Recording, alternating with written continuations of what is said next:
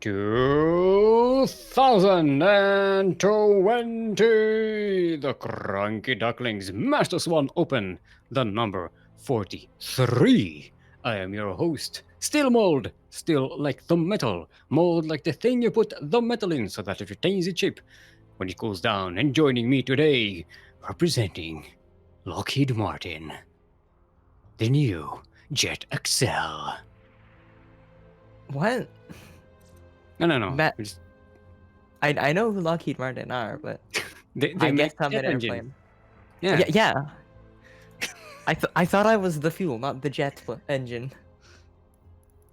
Yeah, but JettAlyx sounds like the name of like a jet engine model or something.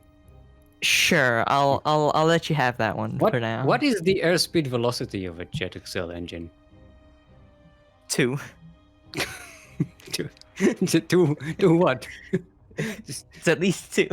It's more than one. It's more than 1. It's at least 2. On a scale of 1 to 10. 7. All right, that makes sense.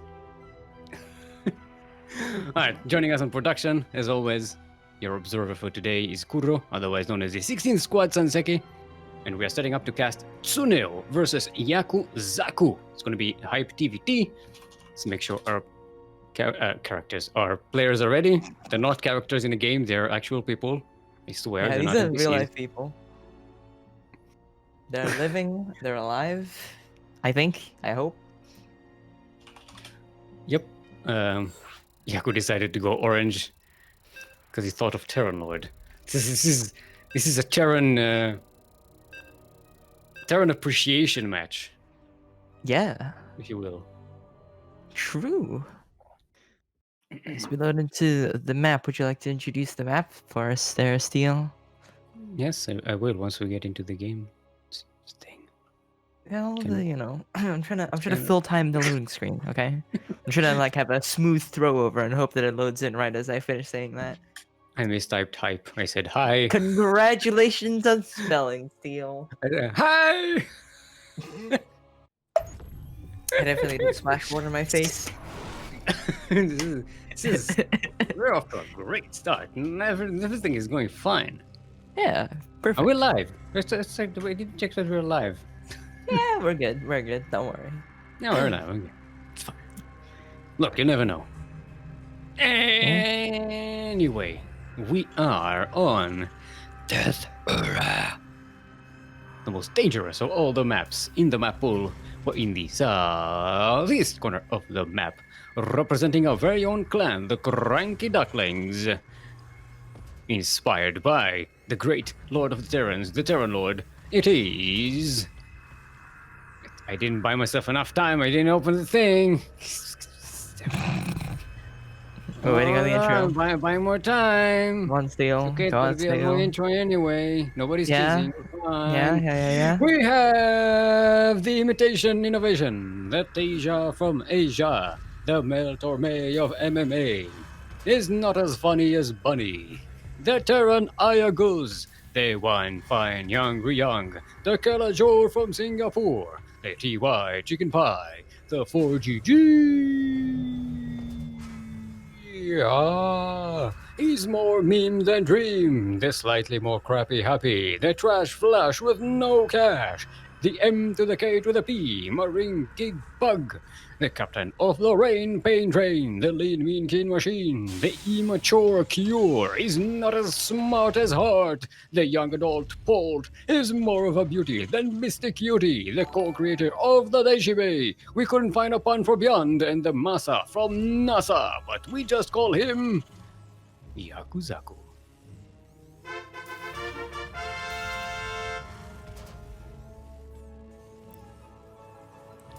Sub 2-minute intro. Nice. It's getting longer. I haven't added any more nicknames, but it's still getting longer somehow.